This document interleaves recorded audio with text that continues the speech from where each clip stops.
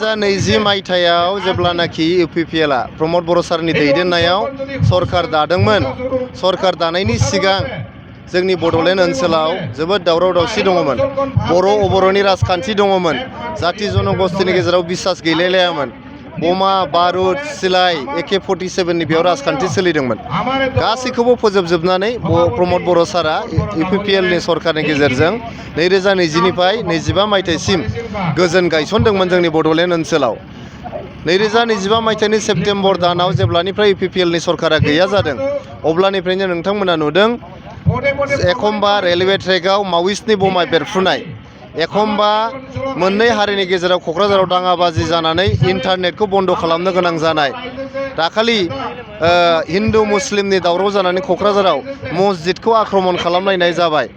दा बेबायदिनो सानफ्रामबो मोसौ सिखावनिफ्राय लानानै बोरमा सिखावनिफ्राय लानानै जेरैबो मोनसे दुंहावहाव थासारि आरो गिनायनि मोनसे थासारि दिनै गिदिंबोफिनदों। दा गासैबो बे असान्थिनि जे परिबेस, खौसेथि गैयैनि जे परिबेस, बे गासैखौबो नुनानै जोङो जिरायनानै थानो हाया। इउपिपिएलआ जिहेतु जोंनाव बाव बर' अबर' राजखान्थिखौ गैया खालामदोंमोन, जाति जनगोष्ठीनि गेजेराव अनलायनाय लाबोफिनदोंमोन आरो जोंनि गेजेराव गोजोन गायसनदोंमोन। दा ओंखायनो जोङो फिन खनसेबाव जोंनि ओनसोलाव बेबायदि जे असान्थि अराजकता बेखौ गासैबो फोजोबजोबनो थाखाय इउपिपिएल हान्जानि दैदेननायाव, प्रमद बर' सारनि दैदेननायाव जोङो दिनै गोजोन आरो खौसेथिनि हान्जा सुरदों। दाखालि बिजनियाव जाखांबाय, दिनै नोंथांमोननि टंलायाव जाफैदों आरो बेबायदिनो फारि फारियै जोङो मोनफ्रोमबो जोंनि बिटिआरनि मोनफ्रोमबो जे ओनसोलफोर दं, बे ओनसोलफ्राव जोङो गोजोन आरो खौसेथिनि हान्जाखौ जोङो सुरलांबाय थागोन। जों एकदम साखाफारा बिटिआरनि मोन 15 समस्तियावबो जोंनि बिजाथि थागोन आरो बिटिआरनि बायजोनि माखासे बियाबफ्रावबो जोंहा बिजाथिफोर थागोन। जोङो गोख्रोङै फैगौ आसाम एसेम्ब्लिनि इलेक्सनखौ जोङो बाहागो लागोन। जोंना ओंखारनाय हाबनायनि बाथ्रा गैया आरो इन्डिया बेफोरजों खोथा गैया। जोङो रायजोजोंसो थागोन। रायजोआ जोंखौ जायजों थानो होयो, रायजोआ जे लामाखौ दिन्थिगोन, रायजोआ जे खामानिखौ मावनो होगोन, जों बेफोर खामानिखौनो मावगोन आरो अरायबो रायजोजों गसंगोन आरो रायजोजोंनो थागोन। जेननायनि माबाफोर इसारा इउपिपिएल दोलोनि जिहेतु बिटिसि इलेक्सनाव जेनदों, बेनि माबाफोर जाहोन दं नामा? जेननायनि जाहोना गोबां थानो हागौ। रायजो राजाफ्रा भट होआखै, माबा मोनसे खारनाव भट होआखै।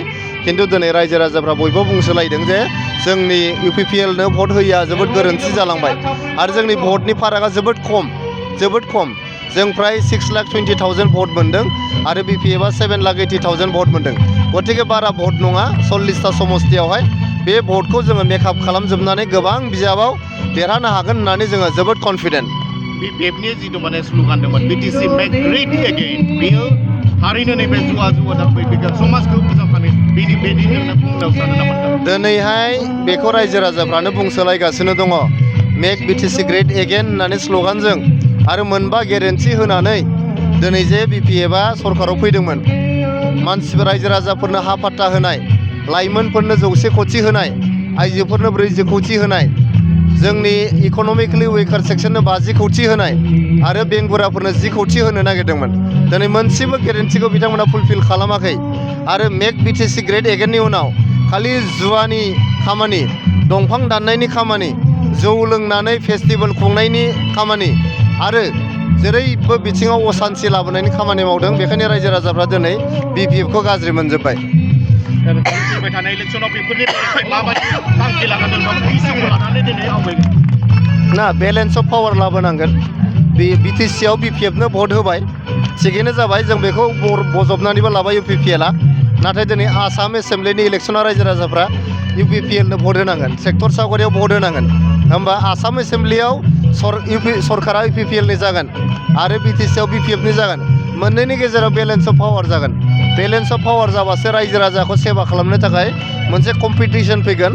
कम्पिटिसन फैयोब्लासो रायजो राजाफोरनि गेजेराव मोजां मोनसे थासारि आरो रायजो राजाफ्रा मोजां फिथाइ हास्थायनो हागोन। नङाब्ला जुदि एबसुलुट पावार मोनसे हान्जानो होयोबा, दिनैहाय बिटिसिआवबो बिपिएफ आरो आसाम एसेम्ब्लियावबो बिथांमोननो जुदि होयोब्ला, बिथांमोना गोदोनि राजखान्थि, मानसिखौ न' थिखांनानै बुनाय, सिगि सग' खालामनाय, दावराव दावसि खालामनाय, रावखौबो केयार खालामै मोनसे एटिटिउड, बे जाफिननायनि मोनसे चान्सआ गोबां दङ। बेनि थाखायनो बेलेन्स अफ पावार लाबोनांगौ। आसाम एसेम्ब्लियाव इउपिपिएलनो होनांगौ, जेरै बिटिसिआव बिपिएफनो होदों।